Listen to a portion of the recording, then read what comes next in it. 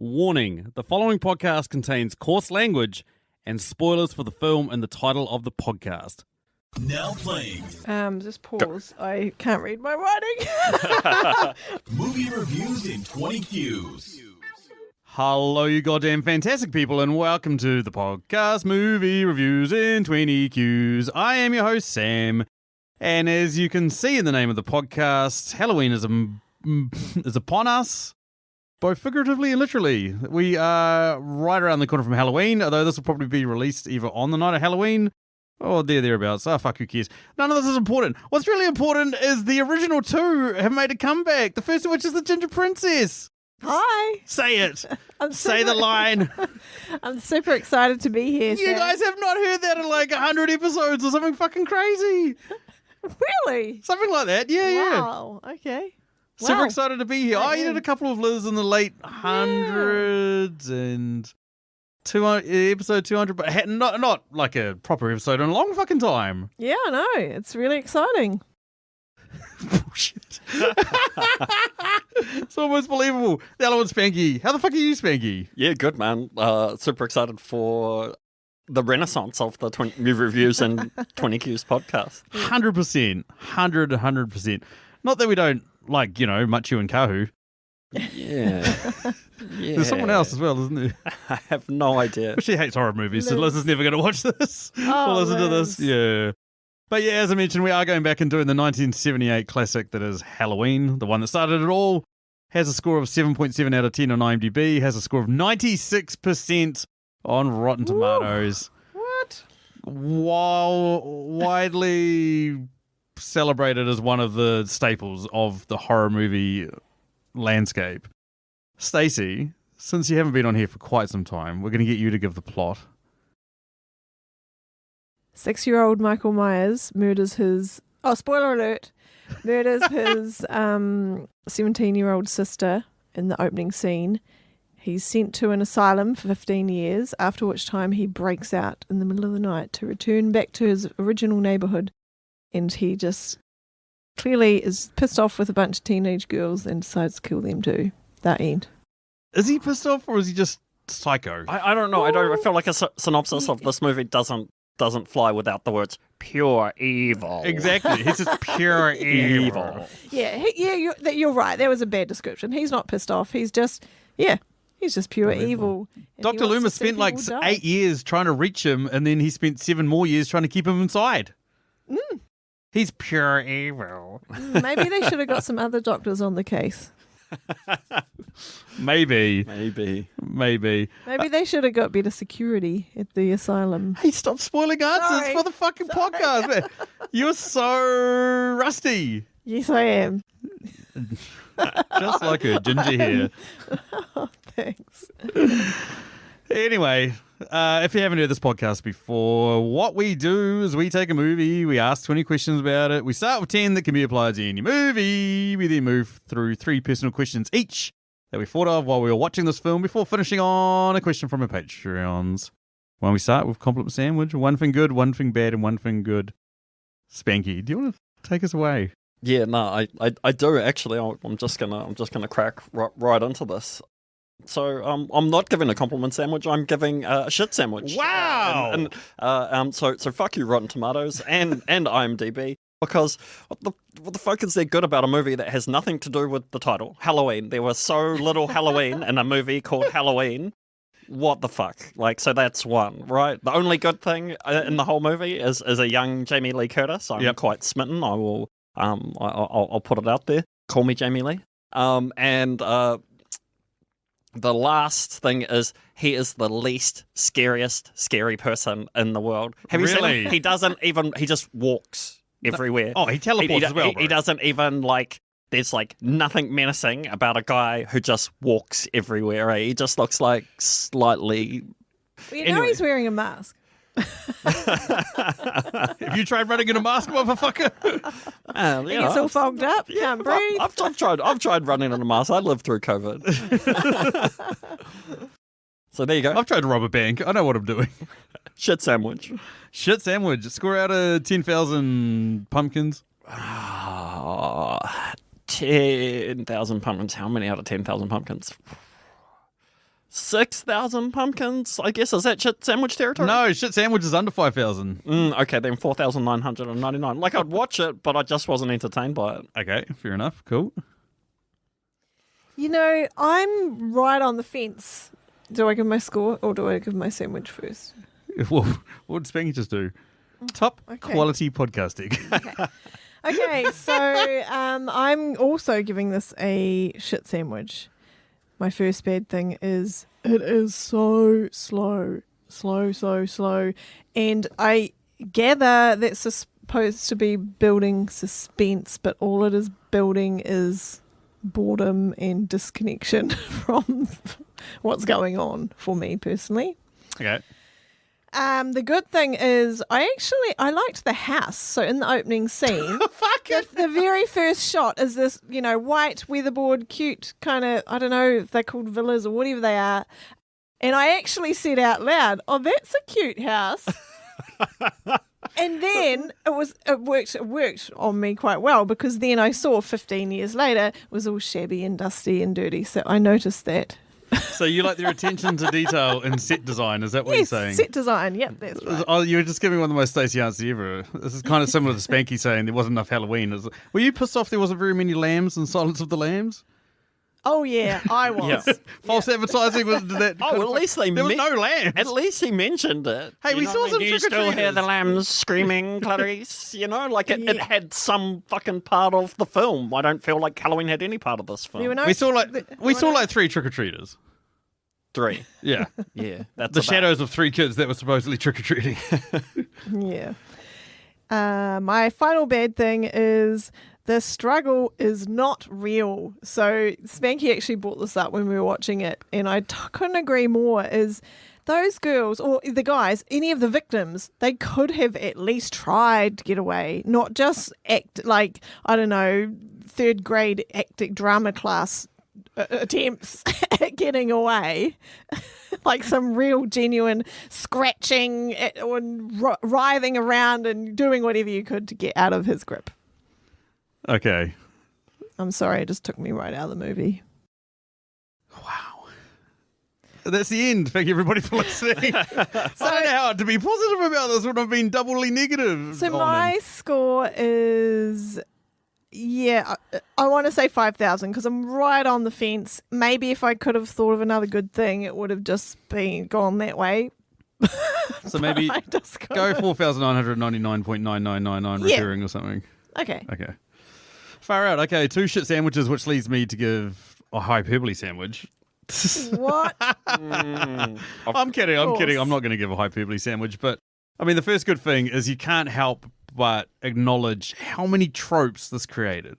Like, yes, it's like my bad thing. Yes, it's fucking cheesy. It is so fucking cheesy, and it's such poorly acted from everyone aside from like Dr. Loomis and Jamie Lee Curtis. Like everyone else in this movie is like, drama student level acting. But the thing is, like, the girls having sex and then they get murdered by the bad guy, the slow lumbering bad guy, the building suspense, the not seeing his face, the stabbing, the like stupid teens, all that sort of shit. This was all of that. Like Texas Chainsaw Massacre came out 4 years beforehand and kind of also set the idea of like the final girl. And this kind of perfected on this. And obviously this took a bit from Psycho, in terms of the score and stuff like that. So there are obviously other horror films that have come out. It's not the first horror film, but this sort of teenagers getting murdered by a psychopath in their house, like that, Scream is another example. Like there's so many other movies that followed after this that owe this one a massive debt. And I mentioned the score. That was my other good thing. I love the score. I love Jordan Carpenter's score for this. I thought it was amazing. 7,912. I can't help but acknowledge this is one of the most original and creative films of its time, and as a result, I give it a pass. Similar to when I watched The Room, I know it's fucking stupid, but I still love it. Yeah, I feel like maybe the issue here is that you love horror films and you've clearly watched this years ago. Like, I feel like you needed to watch this film closer to when it was released. How old do you reckon I was the first time I saw this? I don't know, like 12 or 13? I was about to say double it, and you're right. I was about 27. I never watched horror films when I was young. Well, that was a lot closer to its release than me and Spanky, who just watched it this week. That's true. That is true. The first time watching it. And maybe that is. Maybe there's no nostalgia there for you guys. Because, I have never mentally grown past 14, so I'm still nostalgic for stuff that happened to me in my 20s. Yeah. So I'm not into horror movies, so I don't appreciate those good things you just mentioned. It's like going to an art museum or whatever, right? Like you can understand that, like that it's a beautiful something, and that some people would really like it, but it's not my cup of tea. Yeah. Everyone goes to Sistine Chapel, looks up, is like, my God, that's fucking amazing. I look up and remember that Michelangelo was forced to paint for like fucking 16 hours a day. Backbreaking fucking labour. It was forced to do it by the Pope. Yeah, and why wouldn't he give them bigger junk, right? Exactly. Why did he paint God's ass on the roof? That's what I love. Why the fuck did he paint God's ass on the roof? He was fucked off. A lot of people appreciate it. Mona Lisa's another example. Overrated piece of shit. Ooh. Okay, guys. That's from Popstar Never Stop Stopping. They're gonna sink another Rainbow Warrior for that. They probably will. I'm stealing from Popstar Never Stop Stopping or whatever the fuck the name of it is. All right. But anyway, there we go. I feel like I'm trying to make up for your guys' scores, but who cares? Let's move on over to our questions. Spanky, why don't you lead us off with question number 2? At what point should the movie have turned into a musical? I'm getting major Grease vibes from this era of film, and as it turns out, it was released in the same year. I was about to say they both came out in I did 78. not know that, but anyway, so I think it could have easily turned a bit Grease in the scene where they're babysitting and the girls are on the phone, like talking to each other on the phone. So Jamie Lee Curtis's character phones, is it Annie, her other friend who's at the other house down Probably. the road, and they start chatting on the phone. They could have broken out into some kind of song at that point. Is that the one that gets kind of greasy towards Michael Myers when he's... See, he was doing trick-or-treating. He put on a suit. He got dressed up as a ghost at one point. She was being pretty greasy then. The one for me was when the bodies started popping out of the cupboards. I thought that was pretty funny. That'd be quite the good time for a little ditty and, oh, I'm dead. Oh, I'm dead too. La la la la la. Look, this question fucking sucks. I don't know why I keep putting it in there. Fucking Machu. Machu loves this question, demands we put it in every podcast, even the ones he's not in. Right on. And what about you, Spanky? I think, like, if you're going to go all in, you go all in from the start. So as soon as she rolls down that window and Michael's hand comes in through the window, I think it should be like, oh no, there's a hand coming through the window. Oh no, why did I roll that window down? The biggest regret of my life. Maybe in like a country vibe or something. Hey, like a country musical. A country musical. Country musical. Is there such a thing? Yeah. Like Oklahoma. Like Oklahoma, yeah. That's what I'm getting. Remake. Hey, call me. I'd pay a lot of money to never watch that. Tommy Wiseau, I'm coming for you. I'm coming for your crown, man. Worst movie ever. Question 3, Stace. What movie? Oh, this is a Patreon question.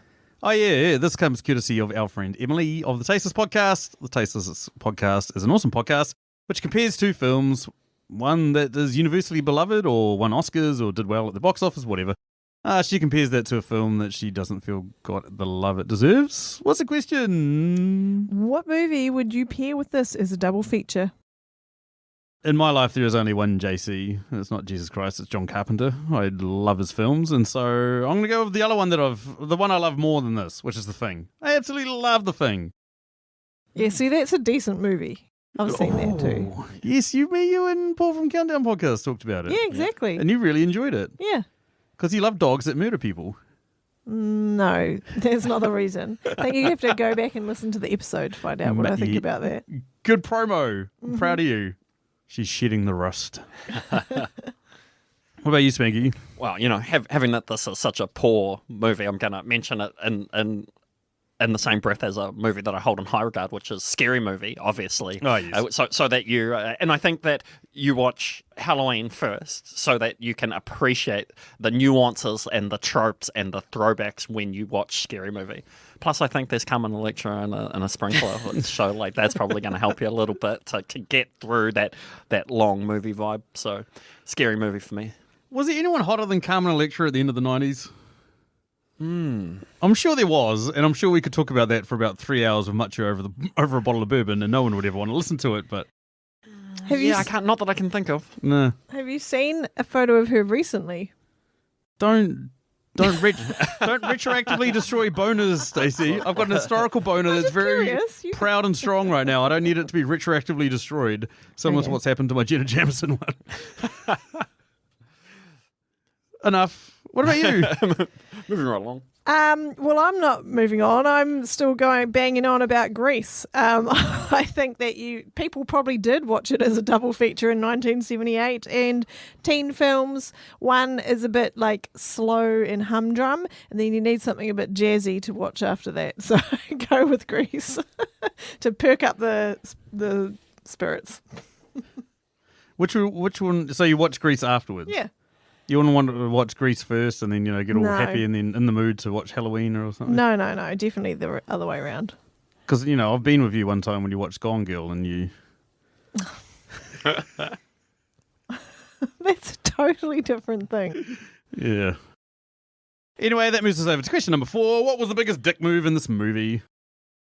Oh, it was the sheriff bumping into the 17-year-old girl. And there was a whole fucking sidewalk for him to walk around her and what have you. That was No shit. That was just it wasn't just a dick move. It was hella creepy. And then when you find out that it was his daughter's best friend, oh fuck, cringe. Yeah, not to mention that he's like, oh, everyone deserves one good scare or something. And you're right. Whole sidewalk. She's standing there. She spins on a dime. You know what I mean? She has not changed her personal space, but he's just, hello, Laurie. So Full frontal straight into her. and she apologizes when clearly he walked into her. Yeah. Rude. So I think the biggest dick move was right at the start of the movie when Dr. Loomis and Marion, pull up to the Probably. asylum and they see escapees running all over the place. Why did they even stop? Why did he get out of the car to start with? Because that's what got the ball rolling of Marion then being moronic after that. But he started it, Dr. Loomis. Listeners, I'm giving Stacey shit about being rusty. I had 2 answers written down, and I'm the rusty one. I forgot that you guys quite often think the same way I did, so I had full frontal sheriff, followed by jumping out of the car for no fucking reason. Great minds think alike, Sam. Yeah, maybe. God damn it, those are my ones. And I mean, the case could be made for Mike Myers just going around and murdering people, but at the same time, Well, that's too obvious. yeah, I mean, and these kids were kind of shitty, so. What about Annie just dumping her babysitting kid on Laurie? Yes. Yeah. What the that's fuck? that's a mega dick move. Laurie was pretty sweet about that when you think about it. Yeah. Yeah. There you go, bro. Or let's invert the question. Non-existent dick move. What about when, Laurie's mates going, how clever, see anything you like? And shit to Michael Myers and we don't see a dick move. Surprisingly, Michael Myers has no visible reaction whatsoever.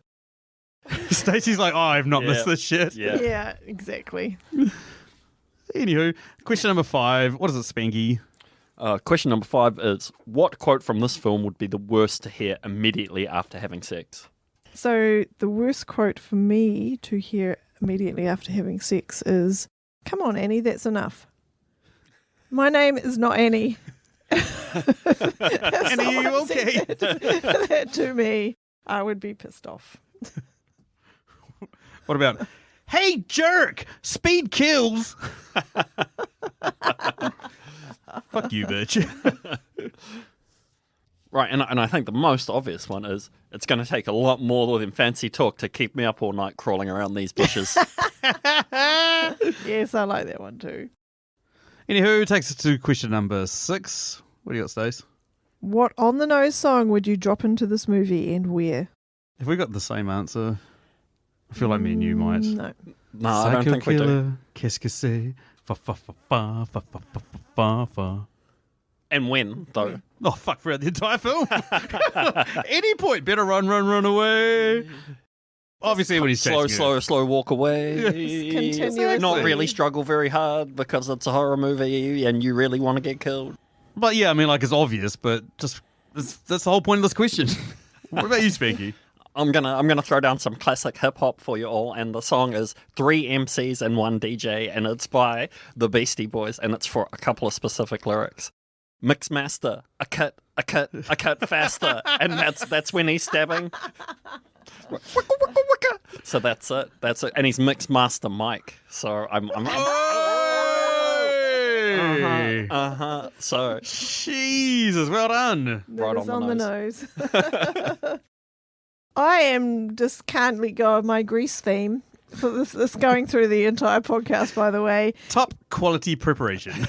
You're the one that I want, sung by John Travolta and Olivia Newton-John at the end of Grease. That when he goes in to kill Laurie, she's the one that he wants. He wants to kill her. Fair enough. Yep. That's good. Anyway, that moves us over to question number 7. What was the biggest load of bullshit in this movie? Oh, I mean, there's so many things. Correct. Why did she roll down the window? Why did the dude walk into Jamie Lee Curtis on the footpath? But I think really the most obvious one to me is Mike Myers' teleportation powers. How from scene to scene, frame to frame, he just like fucking teleports between houses. And the thing is, we've seen this motherfucker. He only walks. Yes, he's a slow, lumbering man. But like all of a sudden, the dude like moves like Lightning. that, like lightning. He just like pops into places. So I think it's Mike Myers' teleportation skills is the biggest crock of shit. There's some really egregious examples, like when just before she gets full frontaled by the police officer on the sidewalk, he's behind a bush, standing there looking at her, then ducks behind a bush. Her friend goes running down the road. In the space of 5 seconds, he's managed to fucking vamoose out of there. Teleport the fuck out of there.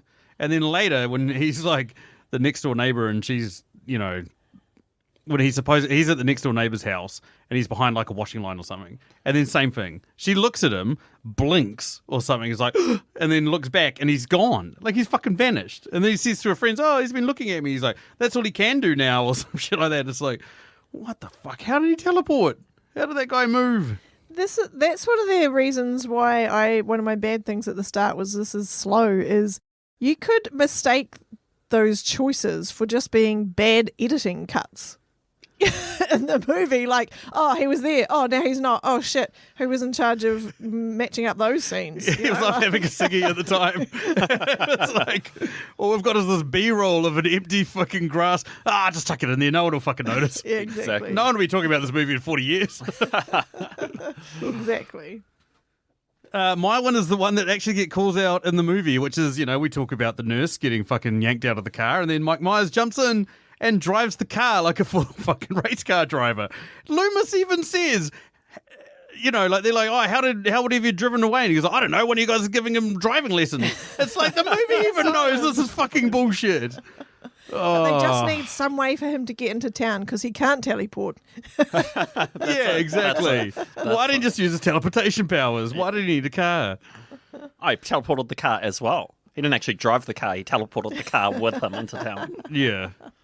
One of my other ones that was kind of a dick move is that the fact that this psychotic killer, which admittedly at this point he's only killed one person, right? So I suppose it's kind of excusable, but the idea that the sheriff's just like the mayor in Jaws, who's just like, it's not a big deal, don't worry about it. You know what I mean? Oh, who cares? You're overreacting. You know, that he's exactly like that. It's just like, oh yes, one of the most dangerous psychopaths who yanked a woman with one hand out of a car, tossed her away, and then drove off in the car, and is nothing but pure evil, according to a man of science.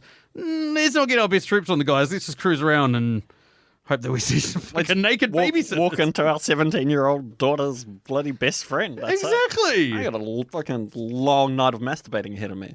Piece of shit. My biggest load of BS was there are a few different things like this, but when he was killing some of his victims, like particularly Bob, the guy who he killed in the laundry after he killed Annie, you know, he had him up against the wall and he knifed him, you know, through the stomach or whatever with a knife, and he left it in there, and Bob didn't even slump. Like, you know, or he was a straight up and down against the wall. His body didn't slump over. The knife, like, he didn't skewer him on the wall or anything. Yeah, he just speared him to the wall. Yeah, speared him to the wall like he was a piece of bloody cardboard. I'll tell you what, let's get Muchu around. Let's test this theory and see what happens, eh? I feel like we're talking you around, Sam. I think. Nah. I think you can. I think I'm you. going the other way. I'm hyperboleing this. I don't know. I've skipped past shit sandwich. I'm going hyperbole shit sandwich.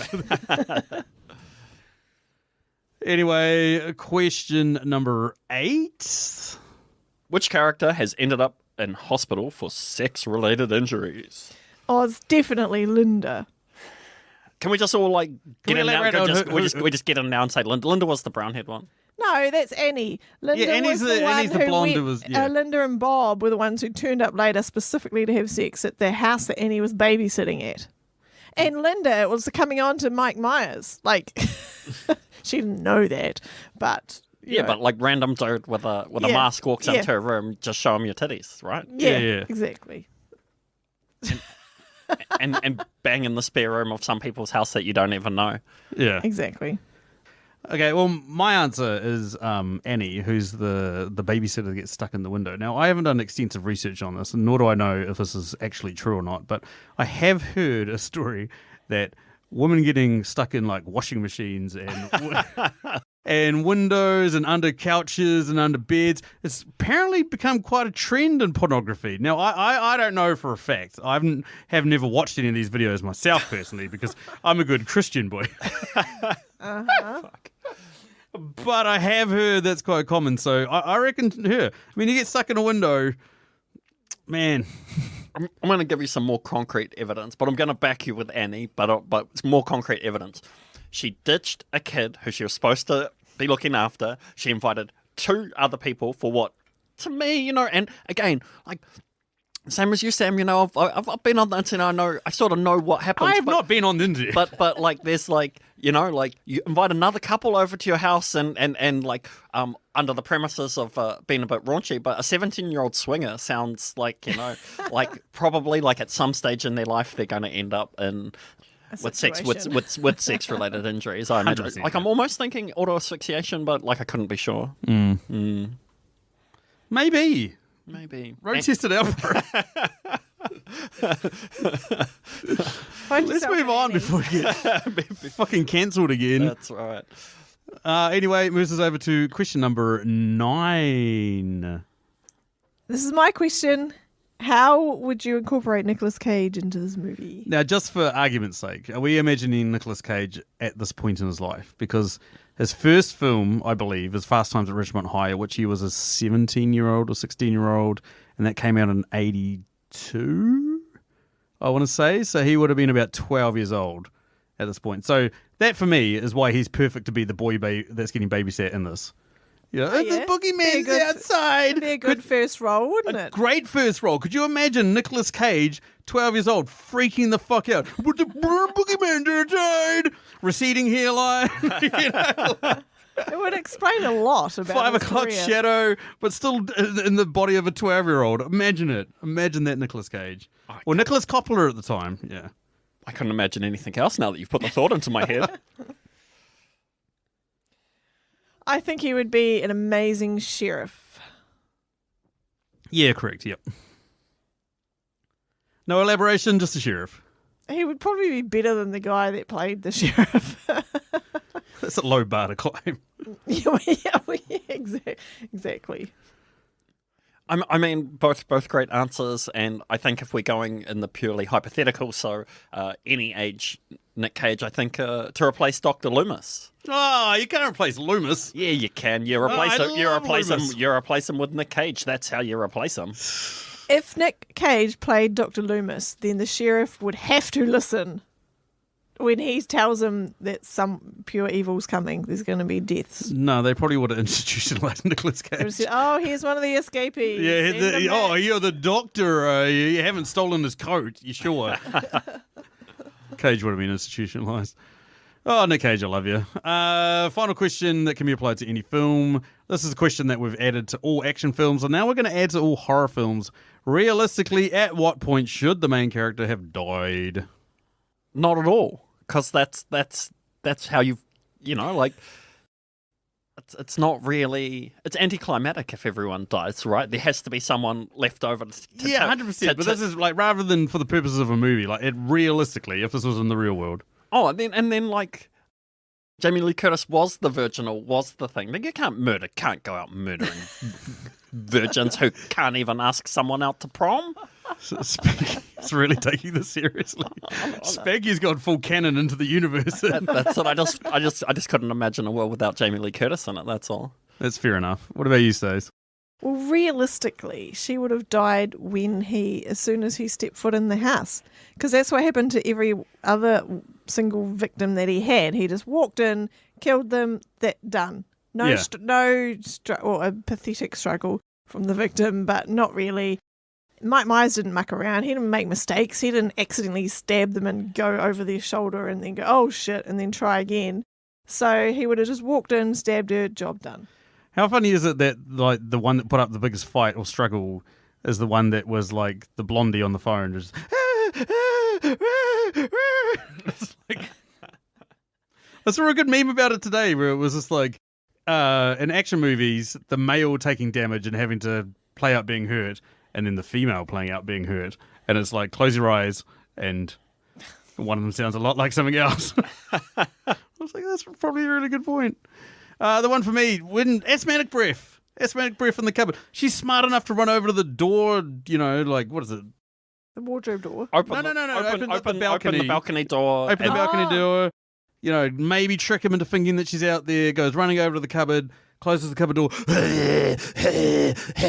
Fucking asthmatic breath in the cupboard. It's like, come on, man, keep it together. That's the point where, he was getting in, he was going to kill her, for sure. Really, he probably should have died around then as well, after getting stabbed repetitively and then shot 6 times. That was going to be my other answer. For what song would you insert it into this film? Tupac. Hit him up. Six shots. Could have dropped me. I took him and smiled. That's it. That should have been it. That's it. That should have been it. Yeah, but your old school hip hop is not strong. No. We're assuming that Jamie Lee Curtis is the main character. You've raised a good point there. Is he the main character? Yeah, is he the main character? Yes. He's in the first and last scenes. Yeah, you're right. When should he have died? They should have just run him over in the car, eh? Yeah. Like, very first scene, just run him over in the car. While he was on the roof, just reverse and then run him over. Yes. Because Dr. Loomis wouldn't have been out of the car if we had written this movie. Yeah. No, even better than that. If we're going very accurate, motherfucker can't drive a car. They go 500 meters down the road. He's gone for a windscreen. That's it. Doesn't even have the seatbelt on. No seatbelt on. Has no idea how to steer a car. It's gone straight for the windscreen, crashed into a tree, something like that, right? Yeah. That should have been the point Totally. when Mike Myers died. Anywho, that takes us over to our personal questions. Spanky, lead us off. Okay, and this is a Cluedo-themed question. What household item would you use to commit murder? Mike Myers was fortunate enough that there was just a clean knife in the kitchen drawer in all of the houses that he went into, even though he stole one. He stole 2, remember? He stole 2. But you still see the scene and the shot of him pulling it out of Yes. the thing. So it's like, where did he put those other knives? Well, I guess maybe he just had spare knives or Well, something. Bob's still hanging up there on the wall with the knife in it. No, he's not. He pulled him down and shoved them in the cupboard, remember? He used teleportation to get these people into cupboards. Anyway, so if you're not as resourceful as Mike Myers, what household item are you going to use to kill someone with? I want to take inspiration from last week's episode of Team America, which was like, hey, Gary, if the terrorists catch you, you might want to take your own life. Here, take this. And hands him a hammer. Oh, shit. I was like, that was pretty cool. But then there's one thing that, like, as a parent, there's one thing that almost kills every single one of us parents every day inside the house, and that's Lego. You try standing on fucking Lego 3 in the morning when you're trying to take a slash, you're probably going to wish you were dead. Right. Lego? Duplo? Lego Technics? Just Lego. Just Lego. Wow. You've tried to kill me with numerous items, so I'm kind of curious as to what it's going to be. You fancied the rolling pin, you fancied the pan. What? Well, the things you try to whack me around the head a few times with. I don't remember that. Anyway. That defense is not going to hold up in court. So didn't she use a knitting needle? She used a knitting needle, right, to stab him. That was in the movie? that was mean. That was a point in which he should have died. Yeah, it took one to the neck. When Yeah. he coming at her over the couch. Yeah. I don't know. Can you kill someone with paper cuts? Like with a, with a book? Wow, this is sadistic. You guys. If you're reading the Gruffalo for the 47th millionth time and Mike Myers happens to walk into the house and you just throw it at him. Just keep beating him with the Waiting to come gruffalo. into my log pile house. Yeah. A gruffalo, what's that? I'm just trying to think of things that I would have handy. That's all I can think of. Children's books. Yeah. Okay, so I'm a huge fan of the deep philosophical debate question, but we don't have it in this podcast, so I'm going to put out my own deep philosophical debate, which is it's Halloween. Where are all the trick-or-treaters? I was going to go similar to you and go into the universe and try and figure out where they are inside this universe, but I'm going to stay outside the universe, and I'm going to think that after John Carpenter shot a couple of scenes with those kids, he determined he never wanted to work with children ever again, and as a result, axed all the little children that were signed up to play Halloween trick-or-treaters and was like, nah, fuck that, these kids suck. I'm not bothering. Either that or Michael Myers has left great swathes of children at either end of the street to block off police from getting in there. I don't know, eh? I've got three ideas. One is... Wait, listeners, this is going to get worse with every idea, and I cannot wait. Strap yourselves in. Here we fucking go. This is going to be peak Stacey. Isn't this the night before Halloween? No, I thought it was Halloween. So you don't have trick-or-treaters? Or do you mean like Halloween is like the midnight hour? So the night before is when you do the trick-or-treating? No, you do the trick-or-treating on the 31st. Yeah. So this was supposed to be the 31st of Was it? October. No, because I know we saw 3 trick-or-treaters. And they talked about it throughout the film. Why would you call it Halloween if it was the night before Halloween? Exactly. Maybe they had to pay per word on the Shit poster. sandwich. Let's look at Shit sandwich. And why Just were putting those- it out there? why were those kids at home if they, why weren't they out trick-or-treating? Did we miss a scene where the deputy or sheriff or whatever was like, okay, there's a psychic killer on the loose, everyone stay home. Oh, But then where were the parents? it was slow as fuck. We didn't miss any scenes. Yeah, on Halloween, in 1963. That's right. So, yeah, we see more in the original opening scene for trick-or-treating because he's dressed up as a trick-or-treater and there's other trick-or-treaters around. And then he goes into his own house, picks up a knife and goes and stabs the guy that's just been blasting his sister. And then he stabs his sister. Okay, well, apart from the title of the movie, we actually don't know what day this is. This could be like the 31st of July. It could be like it says the on 2nd Halloween of- evening, Laurie babysits Tommy Doyle. Right, okay. Yeah. Okay, right. Because the parents are out getting shit-faced Okay, on Halloween. Yeah. Okay, so my two other options are, similar to you, is that budget did not allow for that many extras to have a whole entire street scene full of little kids and adults and costumes and all that extra expense. They couldn't afford it. Or 3, stylistically, they wanted a very minimalist cast and look and feel for the movie.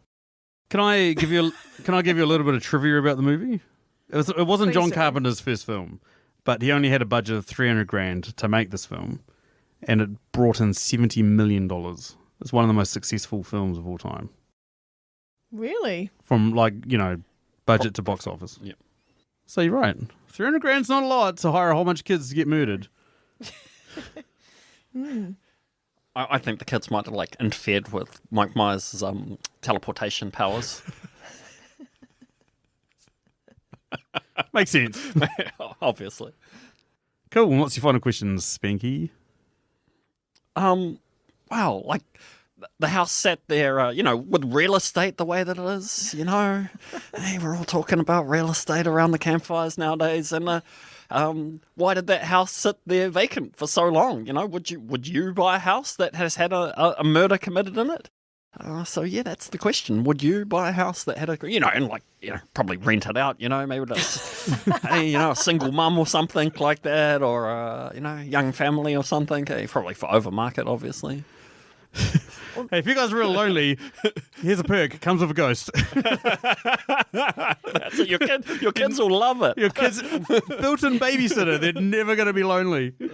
Well, I'm just going to straight out say no for 2 reasons. So yes, I said at the start that I liked the house. Okay, so potentially could have been a house that I would want to buy, but immediately after the first murder, I would have been put off by the fact of the murder was still fresh in everyone's mind, but the house was in good condition. Fast forward 15 years, the house is complete renovation, disaster zone. I'm not up for that, really. So What if it wasn't though? What if that it was? would put me off. What if it was a nice, awesome house, but you found out someone had been brutally murdered in it? Yeah, no. Like No, Oscar no.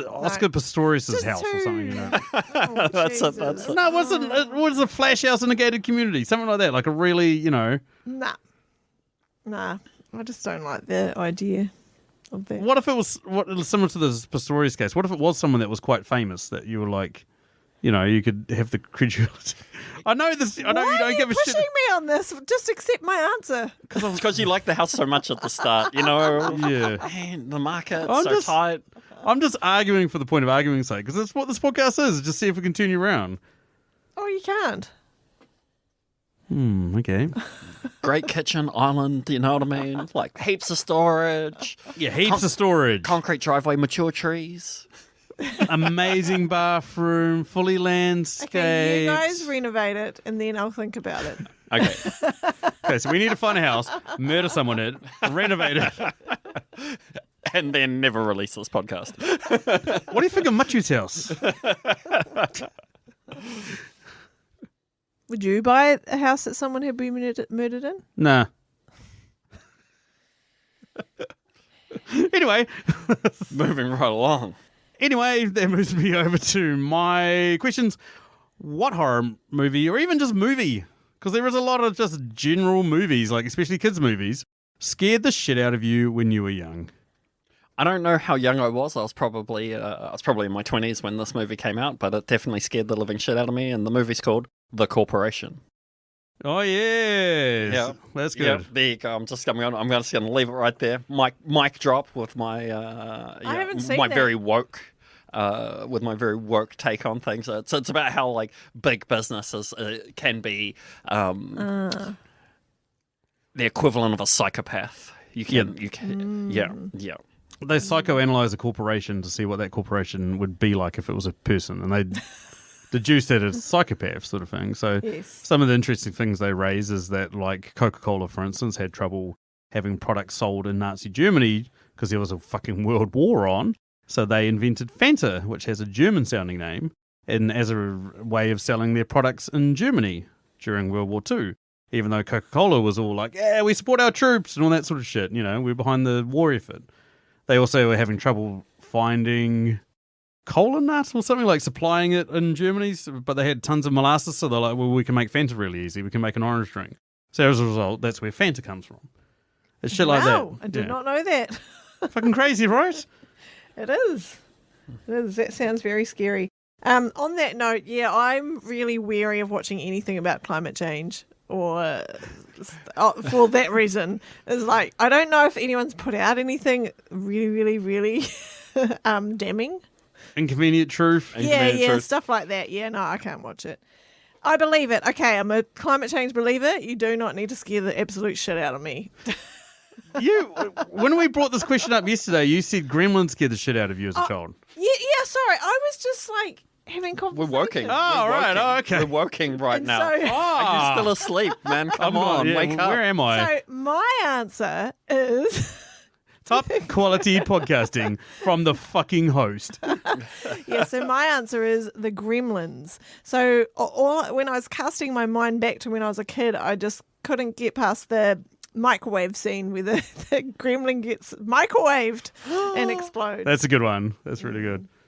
The one for me was Charlie and the Chocolate Factory, which if you watch now, it's like, it's sore. It's sore for kids. You know what I mean? It's like they get themselves into these like inescapable fucking traps, and then these kids end up having, like, you know, blown up to the size of a hot air balloon or shrunk down to the size of like a miniature and stuck inside a TV and shit like that. They have horrifying deaths. Do you see how unfazed the Oompa Loompas are, though? Oh, The yeah. Oompa Loompas are like, this shit happens all the fucking time.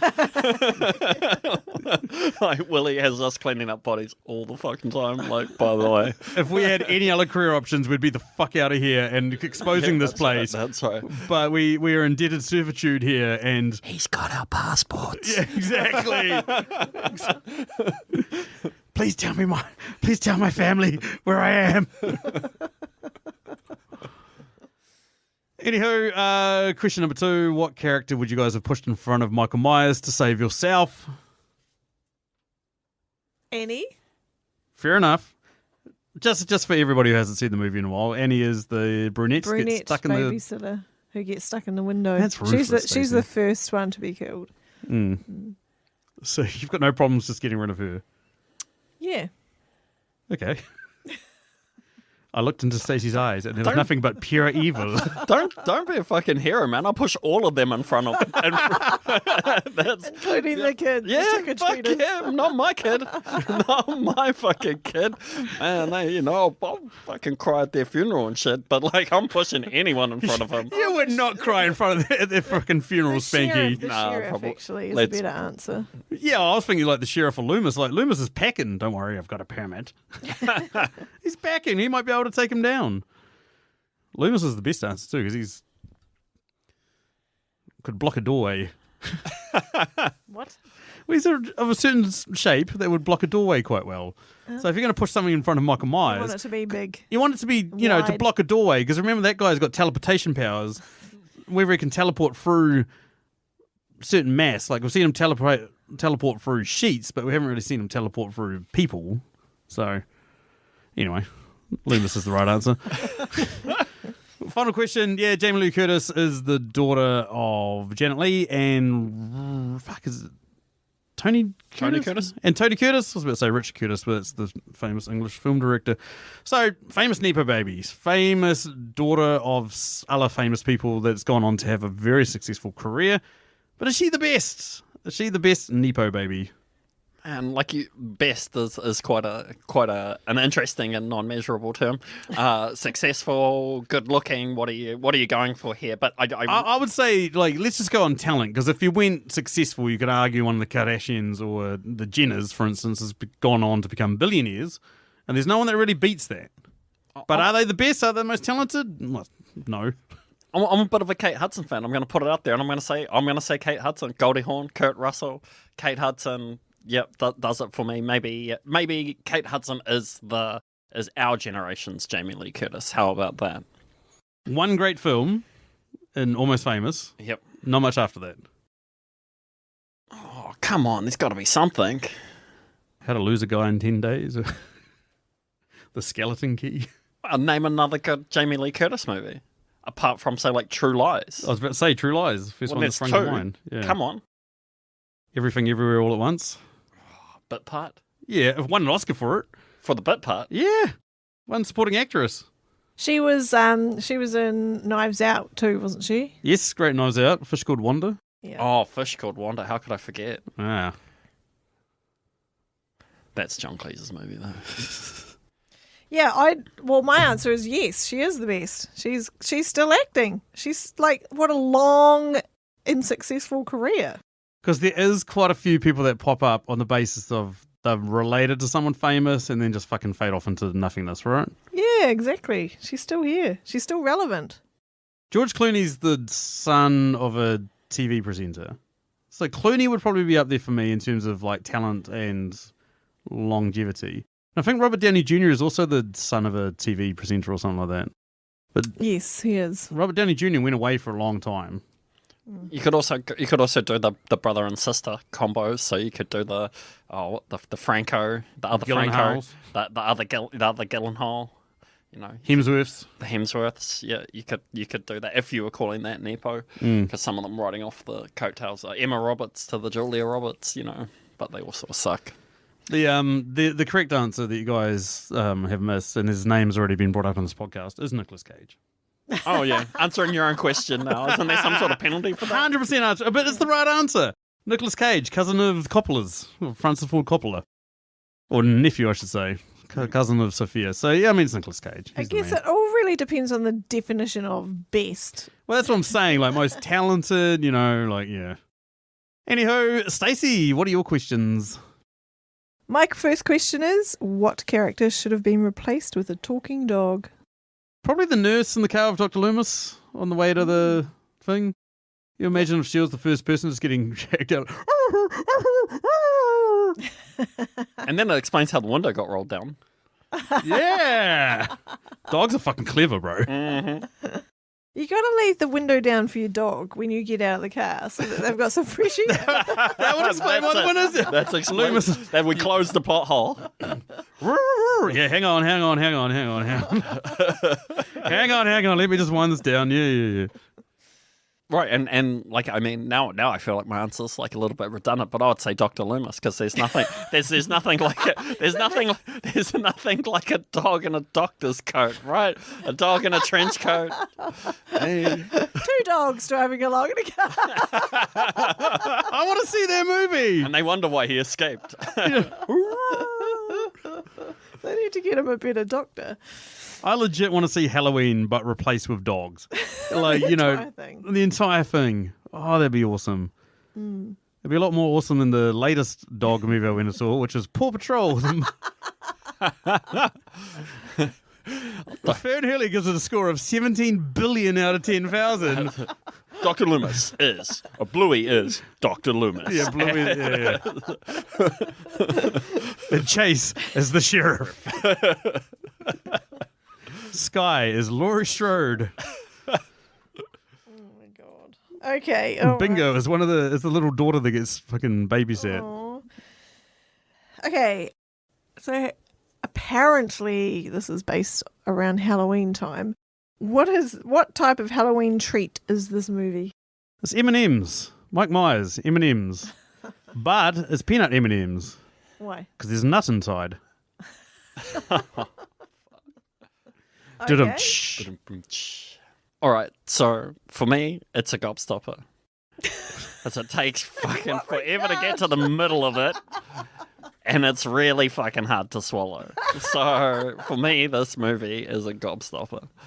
Good answer. They're both good answers. And my final question is, what character should have been immediately fired after this movie? I was going to go with Laurie Strode but that being said, like babysitting seems to be a dying industry in this town. So probably she's got the monopoly on babysitting. I mean, like, we've already... Because everyone drops their kids off. yeah, but like she's not great at it. I mean, yes, she kept the kids alive, which is more than we can say about the other that's two. amazing. Yeah.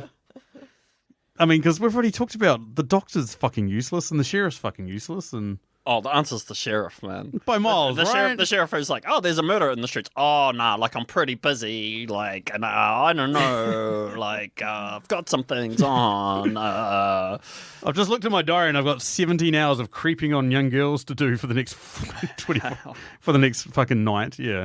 Yeah. So for me, it's the sheriff should get fired instantly. Yeah, he fucking sucked. Yeah. At least 3 murders attributable to his being absolutely useless. Yeah. Yeah. Maybe also whoever fixed the fence at the mental institute, allowed all these people to get out. All of the people at the security at the mental institution was poor. Yeah. No straitjacket, no nothing. There was no alarm going off when There was he got it. nothing. There was nothing. Fucking nothing. Yeah. Still a hyperbole sandwich. This movie is fucking awesome. That's it. Anyway, that does take us down to the end. This also is a Patreon question, comes courtesy of our mate Julio of the Contrarians podcast. Contrarians podcast is an awesome podcast that rages against the Rotten Tomatoes machine. So they take a movie like this that scores really fucking highly on Rotten Tomatoes, they argue why it's shit, and then they give their real talk at the end.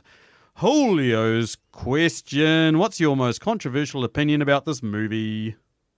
Man, I got it out early and I got it out fast. It's pretty much that this movie's pretty shit, actually. like mildly entertaining at best, slow paced, inconsistent, and if it wasn't for the tropes, there wouldn't be so many people fucking sucking it off to just because 96 on Rotten Tomatoes there is a lot of people sucking this film off, and I just do not see it. I will not be watching this film again in the foreseeable future. I will not be suggesting to people to watch this film in the foreseeable future, and I will be more than happy to never watch this film again. I feel like this is a real critic's horror film. You know what I mean? Like, as far as like your average person who wants to watch this and get like an enjoyment, a roller coaster ride, all that sort of shit, you're not really going to get that here. But what you are going to get is the symbolism of not seeing his face, and like the slow reveal, you only see it at the end, and then the phallic symbol imagery of her stabbing him and all this other shit, stuff that critics can really dial into and go, oh, the imagery of this, pretentious wank wank wank. You know what I mean? I feel like that's why we see 96% on Rotten Tomatoes. Really? Is it only critics voting on Rotten Tomatoes? Is that Yeah, what- that's it. Rotten Tomatoes is just critics that have reviewed the film and given their score. Fuck yeah! Wow. Don't watch it if you want to be entertained. Are you not entertained? That's your No, I'm not. That's why it's controversial, man. I actually think that you just came up with my controversial opinion in a previous question that maybe this would be better if it was completely cast with dogs. Talking dogs. Can I see your sheet to see if you actually had an answer or if you've written down, make something on the I spot? had something and then scribbled it out. And Yeah, this is fucking terrible. Delete. yeah, I was going back to my sandwich at the start. I'm like, it's not really controversial. Surely there's people out there like me and Spanky who haven't seen this before and aren't that fussed. Yeah. An animated musical starring Bluey. Bluey and the Paw Patrol. And the theme of country music. And the theme of country music. Yeah, right? yeah, yeah. ABC, BBC, Yeah. Call Me. But based around the script. Bluey and the Paw Patrol. So you're getting the crossover that kids have been wanting. That's it. But it's a horror movie with country music interspersed throughout the film. Yeah. Yeah. No, that's what I'm saying. Top quality movie production. The one for me, I mean, yeah, like, as we acknowledged, everyone loves this film, and I gave it a pretty high score. To be honest, I'd rather watch the reboot that came out in 2018 than watch this again in the Ooh. foreseeable future. Ooh. Yeah, okay. The reboot in 2018, which we have reviewed on this podcast, was good. Wasn't great. But some of the stuff that you're talking about, like, it was pretty fucking intense. It was pretty intense. A little bit more twisty and turny. Like, at no point during this film did I think to myself, Laurie's going to die. And maybe that's because there's been 17 fucking Halloween sequels, at which Jamie Lee Curtis is very much alive in all of them. So it's like, well, it kind of ruins it for you. But at the same time, it's like, at least with the reboot, you're like, fuck, what's going to happen? And they started using like Judy Greer and a whole bunch of other people that are proper actors. It was like, holy shit, this is awesome. So, yeah, there's my controversial opinion. I know there's some people out there right now that are telling me to go fuck myself because this is very beloved. And I imagine a lot of people out there are probably...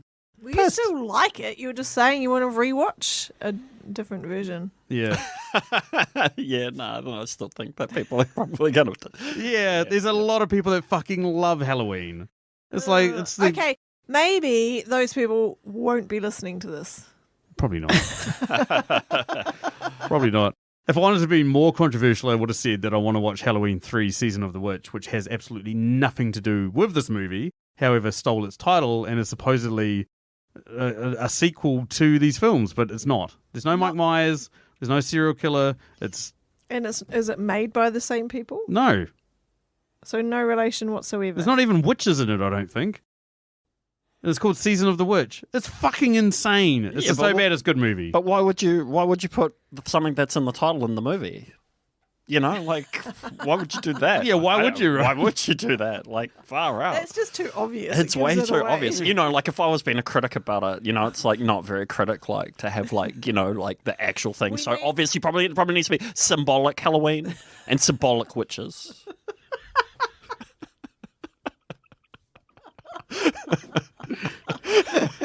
Like Iron Man orange didn't have enough iron in it. Too titanium. Titanium Man. Yeah. One of Iron Man's villains. Anyway, takes us down to the end. Thank you to these guys for coming out of retirement to do this film, even though we seem to have not really enjoyed. Sure, why we bothered? Yeah, I know, right? But I'm sure some people out there, the Stacey fan club that petition me to bring you back all the time, I'm sure they're going They'll to be petitioning to keep me away. Yeah, I know. They're going to... Spanky fan club? Spanky fan. Anyway, that does take us down the end. Upcoming episodes, me and Spanky. Tomorrow night will be... Oh, it doesn't matter. Me and Spanky on a future episode, we'll be talking RoboCop. We have talked about doing RoboCop, being me, Kahu, and Machu, for a long time. Kahu... incredibly keen. Me incredibly keen. Machu like, oh, yeah. But it's happening because it's my birthday, so I'm making it happen. So that's coming up. And then Liz and Ashley from Rabbit Ears podcast and our good mate Emily from Tasteless are going to be talking about Bring It On. So those are the next upcoming episodes as we drag our asses towards episode 250, which we're going to do a Christmas special, supposedly going to do every Christmas movie ever, although Liz is going to be in town to record that, and we might just end up doing something else. But anyway, that's thanks from me. Bye. Good night.